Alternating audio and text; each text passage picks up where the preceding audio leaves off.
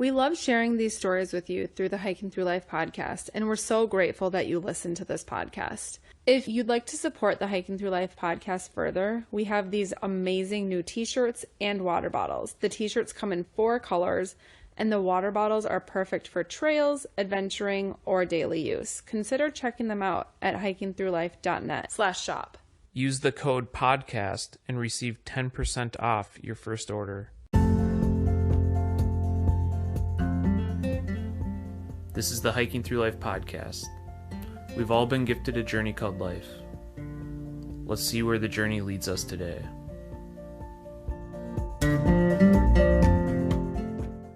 Welcome to the Hiking Through Life podcast. I'm Andy. And I'm Sarah. And on today's journey, we meet up with Liz from Prairie Smoke Threads. Yeah, I found her browsing social media. I was really captivated by her knitting artwork and her jewelry that she makes, inspired by the North Shore and places that she's been and hiked. So we had a really amazing time meeting up with her and hearing her story. Yeah, we found her, like Sarah said, on Instagram, and all we knew really about her was all of her knitting and her jewelry that she makes from the beach glass that she finds washed up on Lake Superior. And we didn't really realize, though, that she was a naturalist by trade and had been working kind of in that field, in the outdoor field, for quite some time. Yeah, it was kind of crazy. Like, here we thought we were just gonna interview like this amazing crafter, but then she had this really in-depth story to tell us of how that came to be. Yeah, so this podcast ended up being a bit longer than we usually do, but I think that is well worth it, though, for the story that she tells during the interview with Sarah. So sit back, relax, grab your cup of coffee or tea, and enjoy. Or maybe start knitting as you listen to this podcast. Yeah, without further ado, here is the interview with Liz from Prairie Smoke Threads.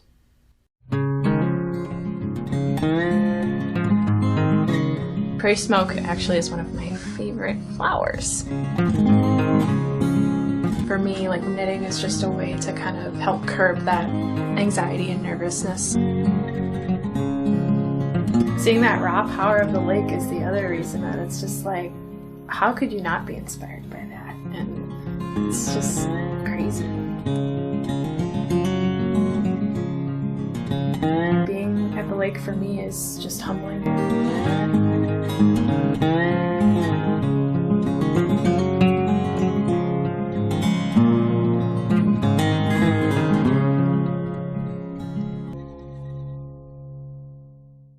So we are here with Liz of Prairie Smoke Threads, and I was super inspired when I came across her on her Instagram page. She knits and she makes earrings, and she just had a lot of nature-inspired photos on her page. Don't mind the noise. That is puppy Seamus. He's almost 1, so you might hear background noise from puppy. He wants to be part of the podcast, too. Yeah, he's vying for attention at this point.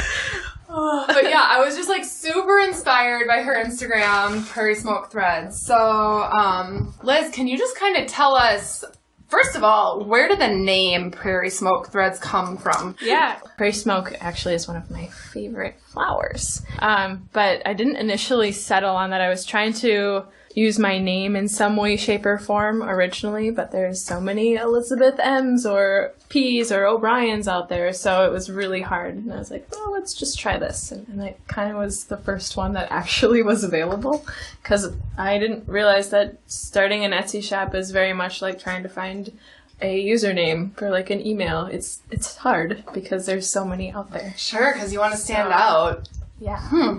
But a lot of it was just the tie to my favorite prairie flower and just the tie to home. And I'm very much at home in the prairies and in the Northwoods too. So those are two of the places that make my heart sing, essentially. Totally. And that was totally like captured on your page. Like, that's the first thing I noticed. Like, you have all these photos of knitting outside and when you're finding the glass in the shores. And then like when I was browsing your page, you like even named some of your crafts after like the Bean and Bear beanie and Little Murray beanie. I love that. But before we get into that, let's talk about when you got into knitting. You said you started doing it as a child. Yeah, so knitting came, when I was 11 or 12. I asked my grandma, she's a big knitter, and so I asked her to teach me. And she looked at me and she goes, I don't know if I can help you, because she wasn't confident in her ability to be able to do that. She's also a righty and I'm a lefty, so there's that whole brain switch. So I actually ended up just sitting in front of her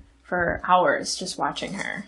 Like studying her hands. Yeah, like I was looking in a mirror, and then I started doing it with her too. She gave me a set of needles and some extra yarn, and like I just started mirroring her movements, and just kind of clicked after that. And I stuck with just the very basic stitches for a long time, and then knit pretty solidly through high school, and then took a huge break in college. And so when you were doing it like through high school and everything, that was basically just as a hobby. And were you even gifting things to friends at that time, or was it just kind of a thing that you...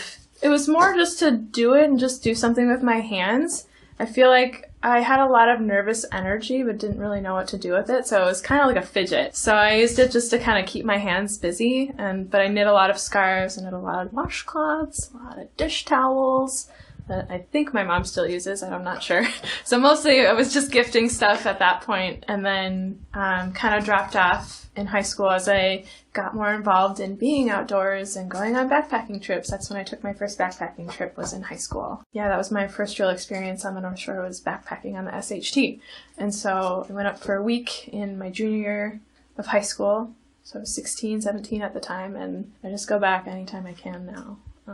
Anytime I can sneak away, and I try to, if I can, at least once a month, because it's like going to church for me, essentially. So that's like, I have to do it. It's just so integral, just maintaining some sort of sanity. Absolutely. So I totally understand that. Yeah, like being in the city for me is not my comfort zone, and so I'd rather be out in an open space. And so it's like a little bit of the nature therapy, getting out there. It is. It totally is. That's one thing we've totally fallen in love with too. Like, that's what hiking through life is all about. Nature therapy and just being outdoors, immersing yourself in the outdoors. Yeah. But so when you said that was your first backpacking trip, were you knitting on that backpacking trip at all? Not that one, I wasn't. It was my first one, so I didn't really know what to expect or anything like that. And like I said, I kind of dropped off knitting in high school or end of high school and then into college. I didn't knit at all. And then I actually got back into it when I worked for the Student Conservation Association after graduating college. I got into it again. I hadn't picked up my needles in like 6 years, so I was like, can I even cast on anymore? I have no idea. And I had to act out a skit, because they give you all these little skits for trainings and things like that, and it happened to be my role was this person who was knitting while a presentation was being given. And so perfect. Yeah, and so the person was trying to, like, premise of the skit was to, like, how do you deal with adversity when you're trying to give a presentation, or like keep an audience engaged or whatever. And I was like trying to figure out how to do it, and I just grabbed some pencils, I think from a bin or something, and like kitchen twine, and I was like, well, let's see if I can do it. And then I did, and so then I haven't really put down my needles since, and that was 6 years ago now. So it's been kind of crazy, and I just kept it really basic, like up until that point, and only in the last couple of years have I really like started doing more color work or doing more texture stitches and really trying to expand my knitting knowledge. So I think I've grown a lot in that aspect in the last couple of years up until that point. So yeah, it was really just kind of trying to get back into it again at that point. So I was trying to really just hone those skills that I had previously had.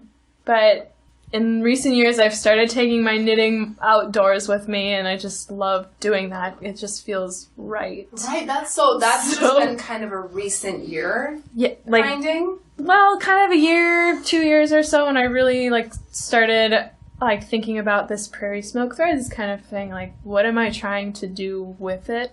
I don't have a marketing background or anything like that, so I'm like, but I'm trying to sort of be cohesive. Sorry about my dog. He's trying to play with the cat. So back to knitting. So like the outdoors has just recently been a thing where you've been knitting outdoors. Do you have a favorite spot that you like to go, or specifically on the North Shore when you're knitting? Usually it is on the North Shore. Park Point is probably one of my favorite places to go, just because I used to I get up really early, and so it's nice to go out there at like 6 in the morning when no one is out there, and I make my coffee, bring my French press out there, and I just sit there. Like post up against a log, and I just sit there and like watch the sun and feel the breeze if it's coming off the lake, and it's just like work with your hands. That sounds beyond meditative. Oh, it's wonderful. Yeah, well, I mentioned earlier too, knitting more so in the last couple of years has really become kind of a therapy for me too. Right, because you said it was kind of like to like lower your anxiety over things. Yeah, I feel, and like going off of like being in the city, for me, it's very claustrophobic, and so knitting is just a way to kind of help curb that anxiety and nervousness. And so for me, like, then if I get to do them both outside, that's like double trouble, like double whammy. Like it's perfect to be able to do both of them. And if I can't go up north, I'll just sit out on my back deck sometimes and just hang out there because it's. Isn't that amazing? Like the like natural therapies that people can find when like there's all these medications being given constantly, but like this is a perfect example of just like a natural therapy that you're doing, and it's a hobby. Yeah. Like, it's like amazing. It's one of those things where I can still be productive, while I'm doing it. So do any of your like your hats or like the scarves that you made, the neck warmers you made, like the wrists, you had made some wrist things, do any of those when you're like making the patterns for them, are those somewhat inspired by the locations you're at all? To a point, yeah. The boreal beanie, that one in particular, that's just very reminiscent of being my time in the Boundary Waters. So I used to, as one in the EE world does, you move around a lot and work for a lot of different companies. So at one point or another, I was a wilderness instructor too for VOBS, or Voyager Outward Bound School. I saw that post. It was something like, I got up today before the kids woke up and I was able to have some peace and quiet. Yeah, yep. And we used to lead, 3-week trips out in the Boundary Waters. This is for Outward Bound? Outward Bound, yep. And actually that particular trip, I'll have to find it, but there's a picture of me knitting in my canoe. I saw it on Instagram, actually. So I brought When I saw that, I was like, this girl's so cool. Who knits on a canoe? Who's paddling for you, first of all? Well, we were at a standstill at that point. Our crew, like our students we handed them the map and said, okay, you got to figure out where we're going, and they couldn't come to any form of consensus about what direction to go. And so my co-instructor and I just were like, okay, well, we'll just hang here while you guys figure it out. And it was an hour before they even made a decision, so we were just sitting there, and I was so they were just like communicating for an hour. Was it like an argument about where to go? No, there was just a lot of uncertainty on their part, and no one really wanted to. They were a very indecisive group overall, and they had a very hard time making a decision because I think they were afraid to, like, be rude, quote unquote, and they really just wanted us to make the decision for them. And like, no, you're 16, you're allowed to make decisions. So it was really trying to give them empower them to be able to do that and have some ownership over their expedition was the whole point of it. Right. So okay, this is so cool. I feel like we're bouncing around, but I want to talk about that too. There's so many things to talk about. I know. I'm sorry. It's all connected. It's naturalists like bounce around a lot, so you get this like weird eclectic experience, which manifests itself in something like this, where it's like nothing really fits, but it all does at the same time, and. Obviously no one can see Liz's wall, but there's like a bird's nest, there's a painting of a bird, there's a lot of plants, there's some leaves hanging. You're probably drying them out. That's Japanese wild indigo. That's dying. It's drying so that I can use it for dyeing wool eventually. Wow. So do you dye all your wool like that? No. But the natural dyeing is something I want to get into. That's a whole nother gamut of things. So that's goldenrod drying right there too, because I want to use it eventually. And then I have some sumac berries that are up there as well. And I have marigolds downstairs and onion peels and a whole bunch of other stuff. So I got a little apothecary going on. Onion peels. Hold on. Where do onion peels tie into the wool?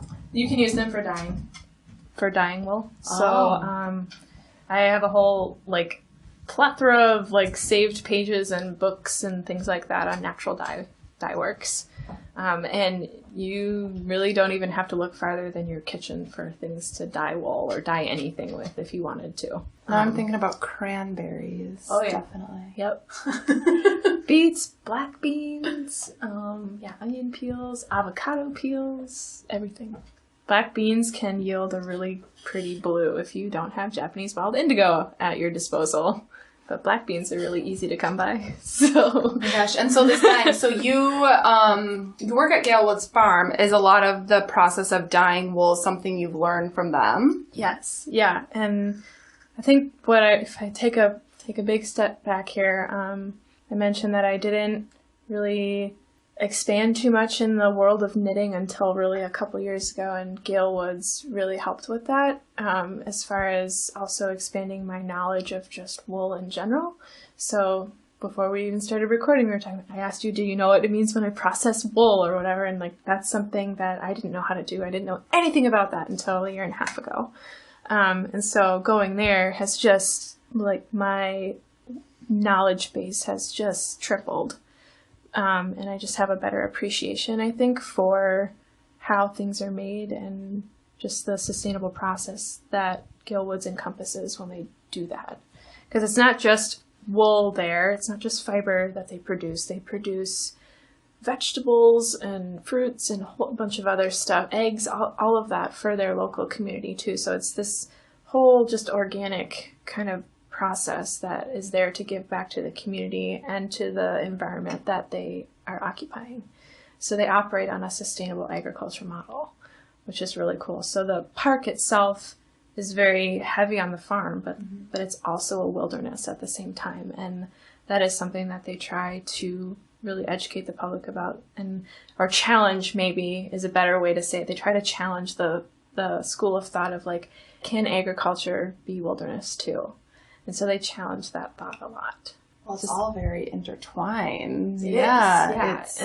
But a lot of, I think there's more of a paradigm shift in the last however many years of agriculture, where you see a lot more organic farms popping up because of that knowledge base, like growing about that interdependence. And so anyway, I think that really is how like my knowledge base has grown so much because of being there, and dyeing wool, learning how to process it and take it apart and look at it really from the ground up is just really cool. And I was thinking about it actually the other day because I was there and I was picking a fleece apart. So each chunk of wool or lock of wool, if you will, like it comes off like a chunk of our hair, and if you look at it, you can see there's lots of crimp in there, right?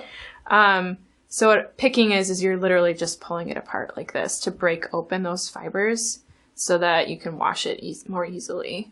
But even if you look at just this lock by itself, like you can tell a lot about the sheep, like its last 6 months to a year of its life, just by looking at that. That's like looking at a tree and knowing its age. Yep, literally, you can look at it, very similar to a tree. You can look at the rings of a tree and say, is it a good growing year? Is it a bad growing year? Does it have these scars? With sheep, you can tell by the length of the lock, did it have a good growing year, if you will, or the crimp. And you can tell about its overall health, which is really cool. Is that like the process you go through in order to start knitting? Like first you like tear it apart? Yeah, any yarn that you would buy in a store all goes through this process. It has to be picked through. It's like there's 20 some steps. The big ones though are like picking through it, washing it, and then spinning it essentially.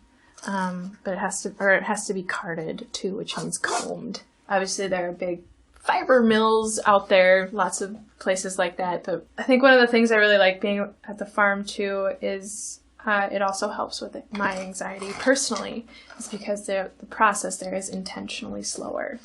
And so they break it down like that, just to really be able to see it through and make those connections to the products you're right, like purchasing. You're truly understanding where the products are coming from and how it's all processed. And it's just like going from farm to store. Like you're really seeing where it's coming from. And I think that's something that our world has really lost. Yeah, and it's the same thing too if you were to go out and forage for something in the woods. So, like, we do that as well. Every spring, we make a special trip up to go forage for ramps, because that's, like, our favorite treat in the springtime. And there's something about the seasonality of it that gets you just so excited. I was going to insert a really bad pun in there, but I'm not going to do that. You can. I was going to say it's going to get me so ramped up about ramps. Anyway, yeah, so it just, like, builds off the excitement of, like, the changing of the seasons, too. It's one more reason to be excited about that. And I think in our society today, we've really just lost those connections. So that's one of the reasons I try to knit up north or in the woods or outside if I can, just to maintain that connection, because being in a city, it's easy to lose those connections, you know. So for me, it's just those things are very intertwined in my own life. You mentioned your background was being a naturalist. Mm-hmm. So my background is in wildlife and botany and all of that, and so I used to do work in prairie restoration too. And it was kind of based around the cities, and it was some of the folks I worked with, it was very hard to kind of see eye to eye on some stuff, so I had some major confidence issues working there and trying to find my place. And so Outward Bound kind of happened because I just wanted to challenge myself in a different way and, like, really put myself outside my comfort zone, which is what Outward Bound is all about. They have this quote of, like, life begins at the end of your comfort zone, essentially. And so if you're not kind of in that zone in between, like, just on the outside of your comfort zone, you're not actually really learning. So if you're in your comfort zone, you're just stagnating, essentially. So if you're constantly being pushed, you're constantly going to be thinking about how to solve problems. And I think where I was at, it was not really being pushed to solve anything. Exactly, yeah. So I kind of felt like I was like, okay, I just need a change. And that all kind of happened with, like, my husband and I kind of having we had a rough patch too, so we were just trying to figure some stuff out. So I was like, oh, I'm gonna just take some time for me and get myself sorted out, try to, and that's kind of how that happened. And met a lot of really great people up there who are very, like, happy, outgoing, confident in themselves, and just want to be out there helping other people do the same. Sure, and that just kind of, like, was just so... Just that energy was just, like, it was overwhelming, to be sure, but it was also just this... It felt like walking into a large hug, really. I don't know how to describe it other than that, because everyone, just like yourself, so warm, welcoming, just big personalities came in, and they're just like, oh yeah, Liz, here, how you doing? You know, like, come on in, come over here, come sit with us, we're gonna do this, we're gonna do that. Do you want to go for a hike? Do you want to go pick blueberries? Do you want to, like, go kayaking after you're done working for the day? Sure. I'd love to do those things. So it was And these were the employees of Outward Bound? Yeah, all the instructors all did that. And, I mean, I was there. I started as an intern there, so I kind of went down to the bottom. And then the next year and the year after that, I was an assistant instructor and then lead instructor. And so you kind of just work your way up.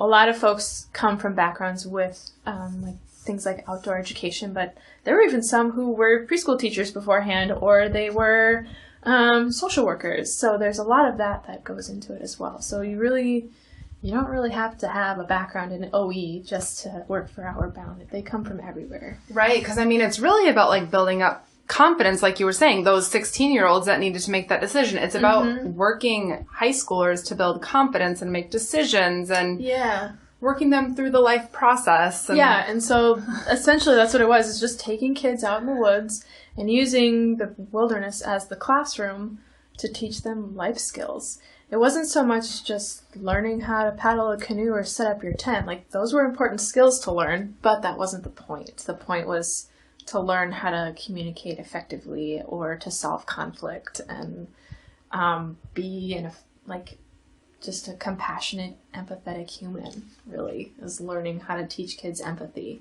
because even as adults, we lose that sometimes, I think. Absolutely. I think we lose that when we're just like staring at a screen all day or just in the rush of the busy city. So when all of that's taken away, when you go up to the boundary waters with high schoolers, take it all away from them, that's when things really matter. It is. Yeah, that's when things happen. Like the way that the Outward Bound model works is they start an expedition in what's called their training mode, and you as the instructor are in there, like in their face, kind of like a parent. You're constantly there showing them how to do something, reminding them how to do it, constantly just checking in with them, kind of to the point where they're like, okay, I got this. I don't need you anymore. And so then you graduate them to their main part of their expedition where they took the training wheels off, but mom and dad, instructors, are still there in the periphery to like catch them if they fall, but they've got a little bit more freedom. And so this just like knowing like what you've already said with like your anxieties and your introvert, like how, like that sounds like it was a huge challenge for you. It was. Is that why you brought the knitting with you? Because you were like, this is going to calm me down in some way? A little bit. I think at that point I was like, I just wanted something to do because I knew that I would get to that point where I was like, I'll be bored, because once you get to bored but also anxious at the same time, but once they get to the final phase of their expedition, you're basically hands off and they are running the show. Let your wings fly. Yep, and so that's when they sink or swim, and that when I had the knitting in the canoe, that was a sink moment for them because they didn't want to take the initiative to do anything. So we actually pushed them onto final because they were just happy to coast along and let us kind of eventually make the final decision. And we're like, no, we're just gonna meander. And they didn't quite have the cause and effect down. They didn't understand that they're, taking the time in the middle of the day, like an hour to make a decision, equates to a loss of an hour for you getting to camp. And then, by the way, you're going to be eating dinner in bug hour, which every night we ate in bug hour. Making dinner in bug hour. And, right. And just like making sure you get to camp before sunsets. If you're arguing and everything, wow, a lot to go into. We never got to camp before the sunset. Ever. Oh gosh. We had our headlamps out while we were paddling. Or just as the sun was like setting, you're like, oh, okay, it's dark. Bugs are out now. Sweet. Some instructors you work with are pretty strict and others are not. And it's just every instructor tends to find their own groove, and it's nice to be paired with someone who is more strict if you're a little bit more lax, just so that there's a good balance between the two of you and personalities. Mm-hmm. I like that because you can really kind of craft how you want it to play out. Yeah. Is the way I'm understanding it. Yep. And each instructor pair is unique too because they get to basically design their own expedition too. So no crew, if you will, takes the same route. Each instructor pair designs their own route. So you'll meet up with other groups for sure because there's anywhere from like 10 to 30 expeditions out at a time. So you're constantly meeting other people out there. And even other groups from like Minojin or Camp Warren, you'll see them out there too. And that's the fun part too, especially when you're a group who are this like shy teenagers and they meet these random people who are like other adults and they like don't quite know how to interact with them. But at the same time, you get to be a proud parent, if you will, when you watch them. Like they've got the pack in, pack out kind of thing, like just down pat, especially at a portage once they have been doing it for a while. And one of the challenges we used to give them was, we call it a perfect portage, which means we can either give them a time limit for how long to do a portage, or we efficiently get all our packs in and packs out in the canoes and everything from one end to the other, and no pack is left behind or no paddle is left behind kind of thing. And they have to like meet that challenge in order to gain some perks or something like that. Right, it's like graduating them on to the next level. Yeah. We had one particular day where someone forgot, I think it was our day pack, which had like some first aid kit stuff in it and like our some other maps. Some important stuff. Yeah. Someone forgot it like 3 lakes back, and we all went back to go get it. And they were not happy about that. But it was a good like illustration of like sometimes that's life. And so that's the other point of it is like, even though this really sucks in the moment and this thing, you'll never probably have to do it again in your life, but it's still applicable to real life, because there are times you're gonna drop the ball, and you're gonna have to own that and deal with it and work through it. Absolutely. And that's just like, obviously we both align with like how the outdoors can create those like really strong lessons that are applicable to everyday life. But it's so stressful too. They can be really stressful. I had moments where, I think one of those expeditions, it was really cold, actually. It was like 40 degrees on average for 21 days, and it was rainy almost every day. And I had one day where like my fingers literally quit working. Like I had to go to the bathroom so bad, and like I could not unzip my rain pants. I was like, my brain and I was like trying to get the synapses to fire, and I was like, fingers, like, you have to do this, and they would not. Like I was like we were all mildly hypothermic at that point. I think everyone was not happy. That was a good day.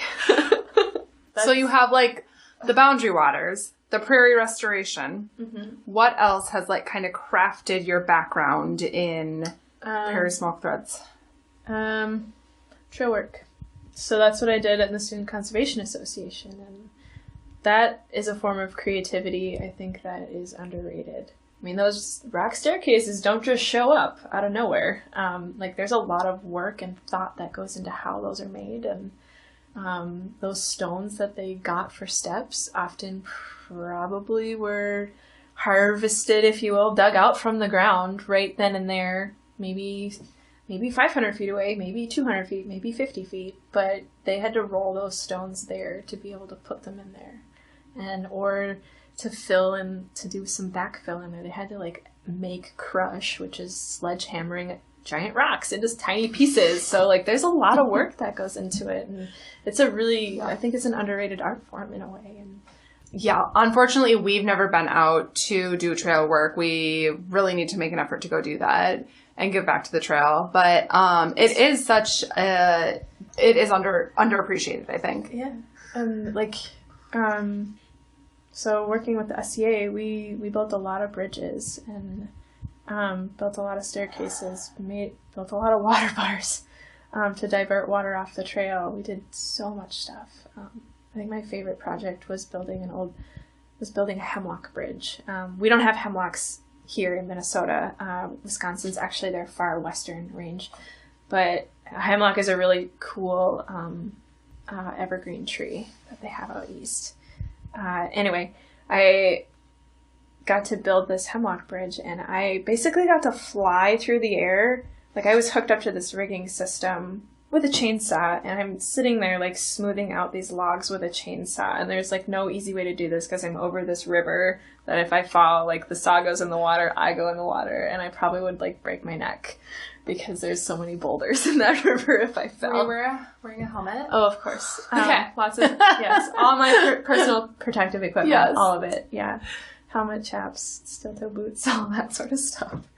But yeah, using a chainsaw for the first time was like, I didn't know what to do. Like, it was really hard because I mentioned earlier, I'm a lefty. All chainsaws are right-handed. Did not know that when I first started that, but now it's second nature. So it just takes practice. And chainsawing is an art form too, by the way. Like, that takes some skill to be able to... I actually won a chainsaw competition that we did with the SCA of just like trying to fell a tree and then shaving bits and pieces of the wood off this tree to get it to bend without snapping. And so you're an artist in many forms, yeah. Is what I'm gathering here. It takes a lot of like patience to be able to do it, and yeah, like I never used to, so that's another thing. I never like to think about myself as an artist, but I think everybody's an artist in their own way. That's a whole nother gamut. It's hard to like think about yourself that way when you're just making things for fun. But recently I took a community ed class actually to learn null binding, which it translates to needle binding, which is kind of like a form of crochet and knitting all in one. It's kind of weird. It predates knitting and crochet. A lot of folks might refer to it as Viking knitting. Okay. But it's a really old craft.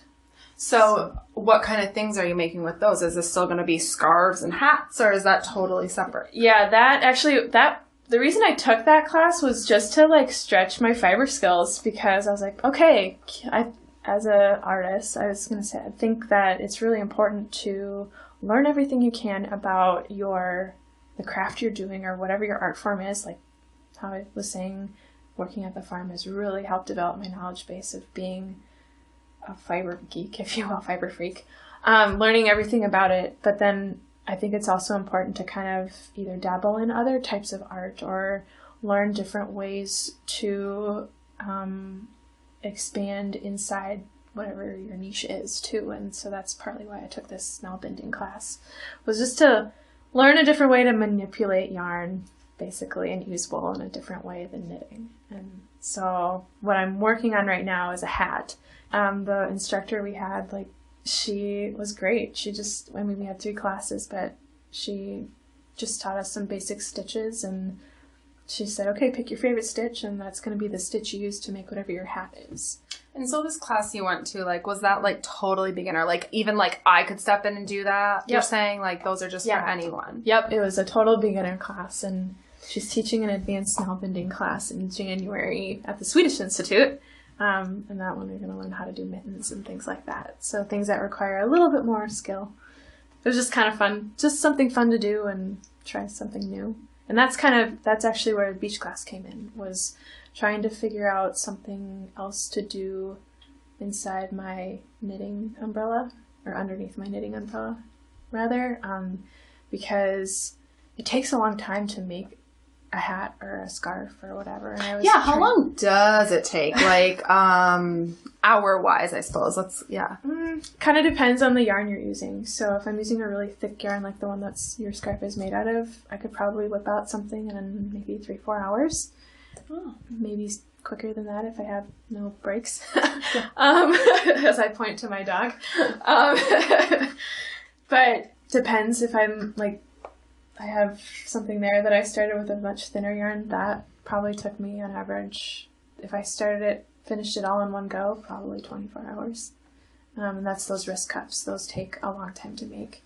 Because it's a smaller yarn, but the needle I use is really tiny, so my hands cramp up. So I have to give my hands a break. So then I go back and forth between something that takes me longer versus a instant gratification project, like hats or scarves or something like that. Or like this sweater I've been working on for months, since July actually, and I keep putting it down because I have craft shows that I'm trying to prep for. So I'm like, okay, I don't need to keep making stuff for myself, which I never really do. It just knitting was mostly about putting my stuff out into the world for other people to enjoy. It was always about that? Mm-hmm. Yeah. Even as a high schooler? Yep. And only this year really have I started making things intentionally for myself and saying, I'm actually going to keep that this year. So I'll make something, I really like that hat. I wanted to keep this for myself. But I'm like, nope, I'm going to put it out there because why not? So I don't need another That's a good way to, like, judge things, though. If you would wear it yourself, then obviously someone else will want it, you know? Well, that was the other thing. Part of my process is to try and be as intentional as possible, and I don't think I'd want to spend the time making something or wearing something on my person that I myself didn't want to wear. So that's kind of the intention behind all the things that I make, is would I wear it? The arrow patterns or the tree patterns, like, that's all very personal as far as my connection to being outside. And then, like, the arrow, like Happy Wonder, that's actually a little town in northern Minnesota in the Arrowhead region, like an unincorporated community near Ely, actually. And so all the names of my stuff come from places that I've spent time or are in some way special to. Yeah, I thought the names were so cool. Like, you had Park Point beanie. Like you said, Park Point was one of your favorite places that you've been. Mm-hmm. Yeah. Wolfridge ear warmer, that is... So one summer with our band, I literally hiked the same section of the SHT 5 different times. Literally. Like the same 10-mile stretch 5 different times with 5 different groups. And I was like, okay. You knew where all the rocks were. I knew where all the rocks were. I knew where all the ramps were. I knew where all the blueberry patches were. Yeah. I knew every curve of the trail. And I thought, okay, it was the section as you're leaving Tattagooch. State Park and going up toward Wolf Ridge. And so I'm like, all right, there's the lake. Okay, I can see the tower. All right, Wolf Ridge earwormer it is. That's where the inspiration came from. Yeah. So I was like, okay. It might have been like a labor of love in a way, because it was like, oh, I get to hike the same stretch of trail again. But at the same time, like, it was beautiful because I discovered a new section of the trail the first time I did it. I'd never been to section 13, and that was part of the trail we were on. That section is awesome. Yeah. The views. The view, yes. I was like, my whole mind just went, whoa. Just this panoramic view of not even the lake itself, which I find mostly beautiful, but just the inland part was just, I think what was really special about it that particular summer, and why the earwormer ended up being named Wolf Ridge earwormer, was because I got to watch the transition of spring into summer and then into fall. And like that transition was so cool to watch. That's such a beautiful way. It kind of intertwined together. Yeah, so that's how a lot of stuff ends up. And were you knitting, did you have your knitting with you that summer? That whole summer? Mm-hmm. Okay. Yeah, I brought all of that with me in hopes that I would have some downtime. But as it turns out, as an outward bound instructor, you don't have a lot of downtime. And any downtime you do have, you're like, okay, I gotta quick make some notes, and then now I'm gonna crash. Yeah. Essentially. Or scarf a snack that... you know, the students don't know you have, because all the instructors had Snickers bars or cheese sticks hiding in their packs. Because, of course. So we would hoard food. We hoarded food, our own food, and we would, like, I'm going to go take a tree ID break and, like, hang back and literally just pound a Snickers bar. Like, or I'm gonna like turn around and go tie my shoes and like wolf half a bar take out. a quick big bite, yes. So those are good times.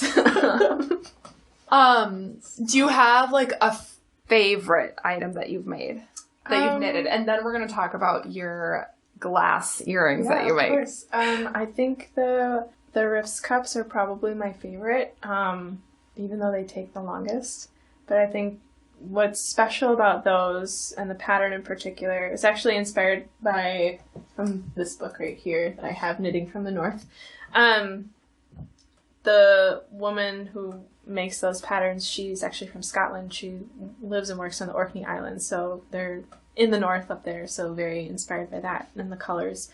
But the arrow in particular is special to me just because I have a serious case of wanderlust half the time.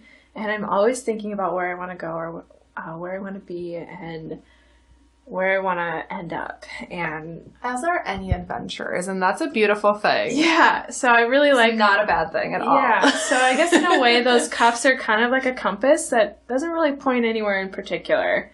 But it's like you can have it on your hand or your wrists at one point or another, and it's just going to kind of point you in the direction of where you're going at the time.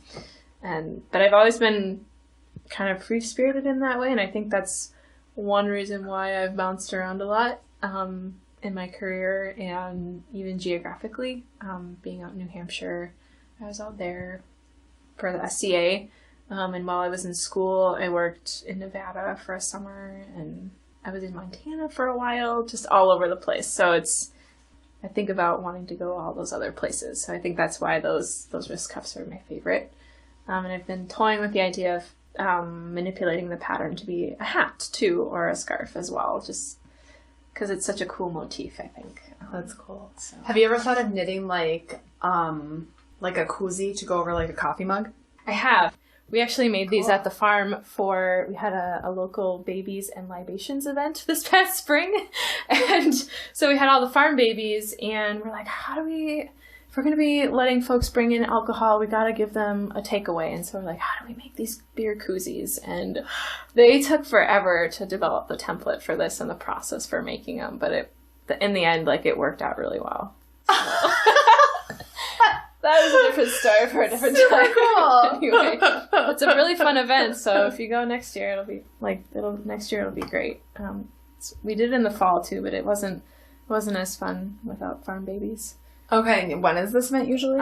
In the spring. Okay. So like April-ish. When all the lambs are being born and they're uber cute and fluffy and just adorable. Perfect. We'll watch for that. Anyway. So your glass, like do you just like when you go out to get this glass for the shore, like what's the process for that? Do you just start like digging in the sand under North Shore, or like are you looking for certain glass, certain colors, certain shapes? No, not in particular. So when I search for glass, actually the way glass came about was the fact that I love searching for agates, and then I just started picking up glass. Mostly I thought it was glass that other people had just like left behind, and so I started picking it up with the intent of recycling it originally. But then I started to see how cool some of the patterns were on the glass, the shapes. I had found one in particular that I didn't want to give away, but I made it into a necklace and someone bought it. But this piece of glass in particular, I thought, in my head it was shaped like Lake Superior, and I thought it was just so cool. And I toyed for a long time about keeping that piece for myself, but I ended up sending it out there, and the woman was so grateful for it. I actually talked to her face to face when she bought it. But anyway, I don't search for particular pieces or colors. I just pick up what I can find, and I see whatever might be usable. Like, I bring it all home, and then I go through it.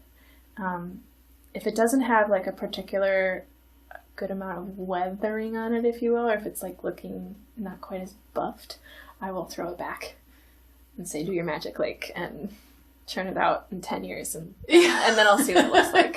I'll come back to you when you make it. Yes.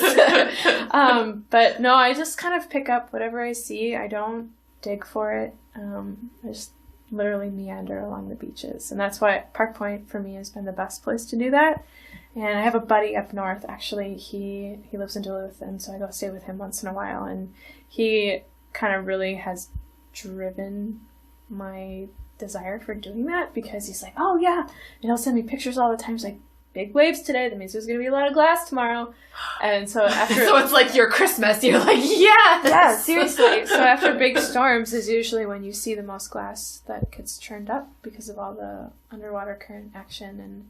And he showed me his secret spot, and so now I just we won't reveal that on the podcast.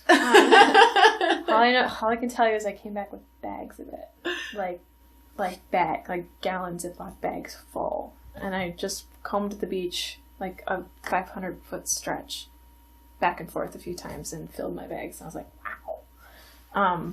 So it was crazy. Like I almost felt guilty for doing that, because I'm like, it's not fair chase at that point. So some of it I might actually just bring back and put it back in the lake. But it's all in a bin down there. There's like 10 pounds of it in that bin right now. But I don't do anything to the glass. Like, I don't manipulate it in any way. I just drill a hole in it and thread it and call it good. And you don't do anything to smooth them out whatsoever? Nope. They're like, some pieces are definitely more buffed than others and smoother than others. Wow. They look too perfect to be like straight out of the lake. Yeah. A lot of them, they'll look just like that, which is crazy. And it just depends. I mean, there are definitely people who sell beach glass, but it's been put through a tumbler or something like that. And you can tell the difference between the grains really easily. I've never used a tumbler, so I have no idea how it works. But I just pick it up and drill a hole in it, and like I said, put ear wires through it. That's amazing. Like, that's magical that it's just like... Yeah, and actually the jewelry wasn't even on my radar in the beginning at all. The original thought with the beach glass had to do with stitch markers that I make. And the idea for them kind of just came because I had all this beach glass, and I was like, what am I going to do with it? Or I could just recycle it. Or I have another neighbor 2 doors down. She collects beach glass too. She has larger tote bins full, more than I do. So I was like, I can give it to Amy. But no, the idea for those came originally because I was just trying to, like I said, think about differently priced items for things. And I know that there are lots of people in the world who use fancy stitch markers. It's kind of like how maybe our generation puts stickers on everything, to show where we've been or what we like. Mm-hmm. And I feel like a lot of knitters are the same way with their projects. They like to have bling on their projects. I don't personally, but it's just like a thing just a pretty thing that people like. Like and the logo of the stitching world in a way. Kinda, yeah. I mean, if you look at other Etsy pages or just type in stitch markers, you'll see just tons of them. Like, not just beach glass stitch markers, you will see, like, they look like little, like, things you would put on a charm bracelet kind of thing, like, stuff like that. So people love that stuff. And it kind of goes, it's contradictory to what I said about, like, what I want to make things that I would wear. And the idea for making them the way that I did was so that if you did want to use them as stitch markers, they could be earrings. Because those are just lever back ear clasps. Oh, yeah. So they could be earrings. And so the original intent, too, was to kind of find somewhat matching pieces. So that could be an option for some folks, if that's how they wanted to use them. But I had a woman, actually, she asked me, she bought them because she wanted to use them as wine glass markers, like for like, as a hostess or whatever, so folks know which wine glass is theirs. So she wanted to use them for that purpose. So many ways to interpret it. Yeah. Like, another woman bought a set and she wanted, she told me her story. Her grandfather had just died and he was from the UP. So he grew up right on Lake Superior there. Mm-hmm. And she wanted to give away, like, keepsake urns for all the grandkids. And she wanted to put those on the urns. And I was like, okay. That's really cool. That's super beautiful how everyone, like, has some form of connection to the lake glass. Yeah. But they're using it in all these different, very personable ways. Yep. And I had another woman recently email me about a particular pendant that I had. And she goes, are you able to make this into a Christmas ornament? Or, like, redo it and shape it into a nice, like, dangly Christmas ornament for my Lake Superior loving family. And I'm like, yeah, I'll even add some driftwood on it if you want. I got plenty of that too. So, as I said, like, the naturalists are hoarders, so we just put all sorts of. I have buckets of stuff. It's really bad. Yeah, but it's cool. It's just like opening up your creativity and like you're just like people are requesting these very personable items made. Yeah, and that's I think really that's what my favorite part about it is. Like, I have a couple orders that are going out tomorrow, and I just love handwriting a thank you card, and I haven't wrapped that box yet, but I try to wrap it up and put a nice little twine bow or something on it, just so that it's you bought this thing. It's like, I want it to be special for you, and so that's my way of giving back to them for, showing me some love, essentially. Mm-hmm. So I want to send that out there with love too. And that's just the greatest sense of satisfaction that you can get from someone who either leaves you a nice review or emails you back and says, I love this, or this just, like, is wonderful. It was a great way to remember my grandpa by, or my family, or something like that. So it's like I said earlier, it's a humbling feeling to have that, and to know that there are people out there in the world who really are touched by it and love it. And it can be hard to accept in some ways, but that you're doing such this like beautiful thing. And I mean, that's how I felt about like when I saw your page. I was like, wow, like she's so connected to nature, and you can tell she really spends time doing her work out there, and it's just so inspired by the outdoors, and it was just this beautiful thing. And I like to joke when I go up north that I'm on a business trip. Like, okay, I'm taking the time to do that stuff, or I'm taking the time to look for the glass, but also doing what I need to do to recharge. And and that's kind of the beauty of like entrepreneurship and working for yourself in a way, is like you can kind of choose the way you're choosing what you do to work, and you choose how that looks. Well, and actually when you first contacted me, I was in Lutsen for the weekend, which is why I didn't respond to you right away. I was up there recharging with some family, and like we were up there for that big storm, and it was just seeing that raw power of the lake is the other reason that it's just like, how could you not be inspired by that? And it's just crazy. Yeah. I can't wrap my head around that. Like, right. So, like the powers of the earth out there, and like we're all just humans wandering, and we're just this itty bitty thing. Exactly.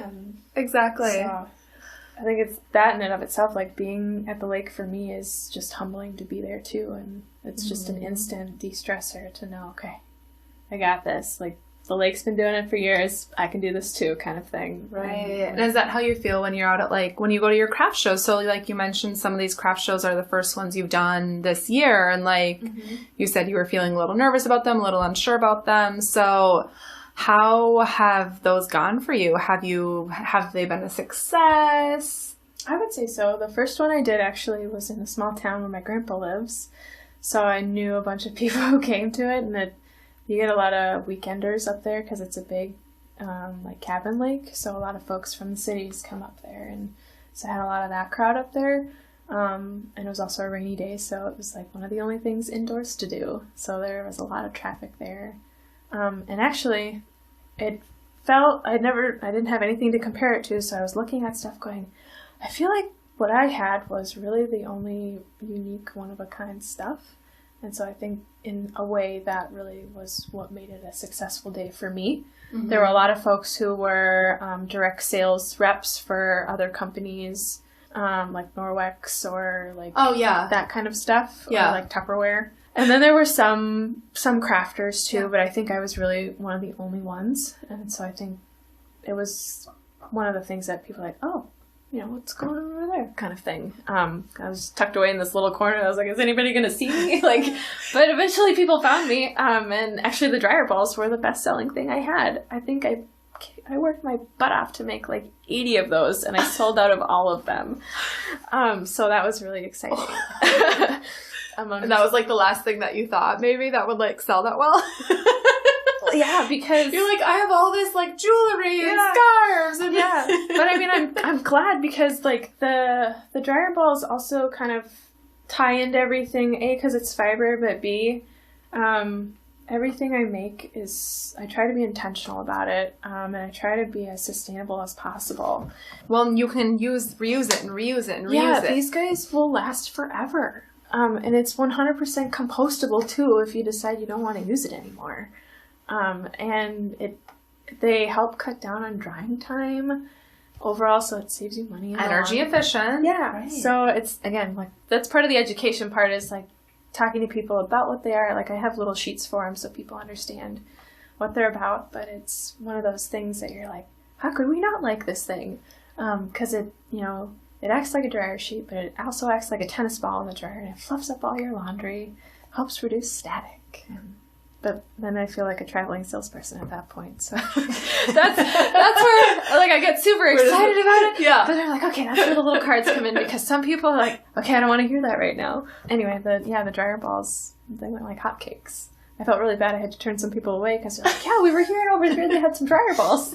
You know, I've always wanted to try them. I heard that a lot from people. Yeah. You know, so, and then this last one that I did, or most recent one that I did, was at a winery. And so that was a different crowd too, and it was over in Hudson. It was a little bit slower, just because I think it was like the first nice day we had had in a while after a string of like crummy rainy days. And so people were out and about, and the Stillwater Art Fair was going on that day too, so there was definitely some competition. So I think it was still successful, but not as successful, I think, compared to the first one, just based on the market and competition. Because McGregor is, you know, a very tiny town, like 500 people live there. So there's not a saturated market there. Yeah. So you're kind of it if you're doing a craft show there for the weekend. But is there other holiday markets that you have planned? I'm doing one more out at that winery in December, and then I applied to do another small one at Claddagh Coffee in West St. Paul, or not West, on West 7th in St. Paul. That's a cute little coffee shop if you've never been there. It's downtown, and it's right next to the Day by Day Cafe, which also has really good food. So you'll be there in December? I think so. I'm waiting to hear back from them. Fingers crossed.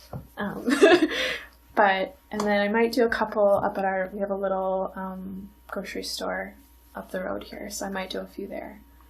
Awesome. Yeah. So there's a lot of places people can come peek at your stuff. Yeah. So we'll see what happens. Yeah. And next year, I don't know yet. I think my goal is to try and do it a little bit more full time. So that's where working from home, there's kind of that flexibility of being able to kind of go back and forth between the two if you need a break from one thing or the other. Because do you work at home all the time? Well, when I'm doing curriculum development, yeah. So, but if I'm at the farm, I'm at the farm, and because that's a hike to get out there. So, and actually, I kind of refer to the farm as my therapy too for the week, because it's just nice to. It's like a free 8-hour therapy session going out there. It's great, wide open space, and Yeah. get to hang out with some animals and lots of really cool people too who are like super supportive and just happy. They genuinely love their jobs, which can be tough sometimes when you are at a place where other people don't like their jobs. So I think being with people who genuinely love what they do is just a huge... Oh, absolutely. That energy feeds off. Yeah, 100%. It's a huge spirit lifter, so... Yeah. So, hoping to do this full time at some point, maybe. Mm-hmm. Yeah, it's Awesome. kind of flexible. Yeah. My life has kind of been in flux right now, actually. I may not be in Minnesota much longer, so we'll see what happens. That wanderlust is getting to you, huh? Yeah, I'm looking at Alaska. Maybe I'll be up there come next year, I'm not sure. So, we will see. Wow. Yeah. Where in Alaska? I don't know 100%, but I have a friend, and actually family who live in the Anchorage area, so it's a good stepping stone to get up there. My friend who lives up there, she keeps sending me job postings constantly, but she's also like, well, you don't have to work right away. You can just stay with us. Oh. And Seamus has a place, is what she says. Just knit. So, Just spreads prairie smoke threads throughout the world. Spread the love. Yeah. Interestingly enough, actually, in Palmer, where she lives, there's a muskox farm there, and their entire mission is to educate people about muskoxen, but also they've monetized their fiber, which they call cubute. And it's a very unique kind of fiber. It's really warm and really expensive, but really nice quality. And so that's their other thing, is they just produce cubute, and like that's how they basically stay afloat. So it's this really cool nonprofit that does that. Cubute is like, it takes, to harvest it, they have to hand comb it off the musk oxen, and then like just sweep it all into a bag, essentially. Yeah, so that's like a lot of work going into it, and like when that product is received, like someone might not even think about all the work that goes into something like that, and like all the work that goes into the things that you're making. It's just kind of cool to learn about all the different kinds of fibers out there. So, well, your passion for it is clear. I think I've learned more about types of wool and and everything in the last hour than I've ever known in my life. Is there, so people can find you on Instagram. What is your name on there? Prairie Smoke Threads is the business one, but if they wanted to look at my personal one, it's Elizabeth.outdoors. I kind of go back and forth between each of them, so... Those are, your personal one had a lot of, like, are you a photographer at all? Is that any of your art? No, because some of those pictures looked, like, beautifully taken. Thank you. Like, to me, they looked professional. No, that's just me literally on my hands and knees, probably trying to, like, zoom in on something really hard. You just have an eye for, like, artistic things, definitely. Thank you. Yeah, so going back and forth between those, it kind of, like, my personal one is more the inspiration behind everything that ends up on the business one, which still is, like I said, I'm not a marketing person, so I'm still figuring out that game, too. Like, learning how to do it. So there's that, and then you also have the Etsy page. Yes. Yep, that's probably, I think, where most people end up finding my stuff versus Instagram. A lot of folks, I think, probably just do a general search. Actually, this past year, I was featured in a magazine, too, with my stitch markers, and that really, like, set sales through the roof. And I was like, oh, God, I gotta go get more beach class. I don't have any. And did they just reach out to you, that magazine? Mm-hmm. Yeah, same way you guys did. So they saw it, and they're like, well, our this theme, we're going for a beach theme, so we thought these would be perfect. You definitely have a beautiful path ahead. There's like magic unfolding before your eyes. So thank you. Yeah, a lot of things, when you first contacted me, like I said, a lot of things have been in flux, and I kind of gave myself permission to just close one door and just to see what would happen. And all these other doors have opened up. So you all were a part of that. So beautiful things are happening. Well, is there anything else that you'd like to say to our listeners?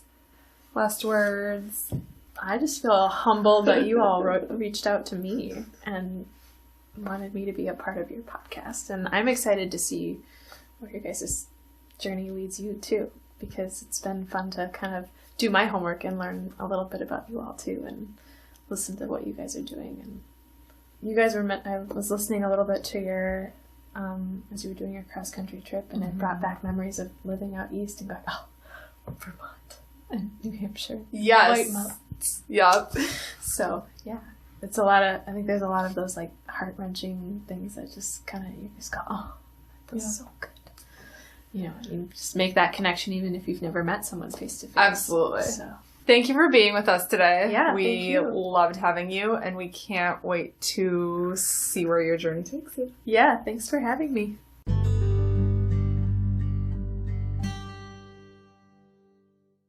Being in Liz's space was really inspiring because it made her story become really natural and real to us when we were hearing it. We were able to see it and just be very tactile with the environment around us, and that kind of helped put the whole story into context. Something Liz mentioned during our time with her was that she believes that everyone is an artist or a crafter if they seek within themselves.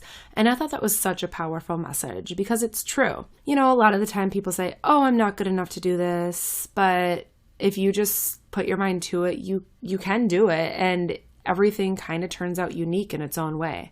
And I just thought that was a really powerful message that I took away from her. You can find inspiration in everything as well. So there is that art or beauty all around you, and Liz finds it on the lakeshore. She finds it in the prairie, and she draws from that inspiration to craft her products. Check her out on social media. Liz Outdoors, or Prairie Smoke Threads is her name, to find all of her crafting. Yeah, and check out her Etsy page, Prairie Smoke Threads, and we'll have a link to her page in the description of this podcast. So we hope that you enjoyed her story as much as we did, and make sure to check her out. Thanks for listening.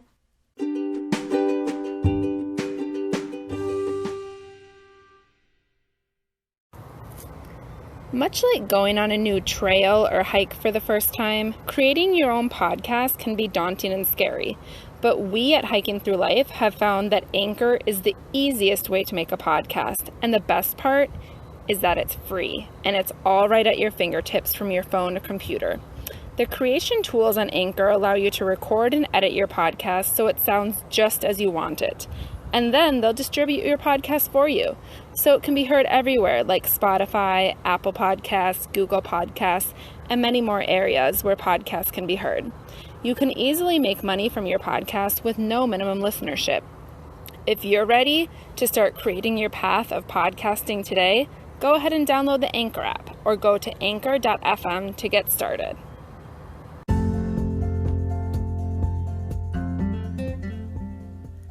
You've been listening to the Hiking Through Life podcast. Peace, love, and hike through life.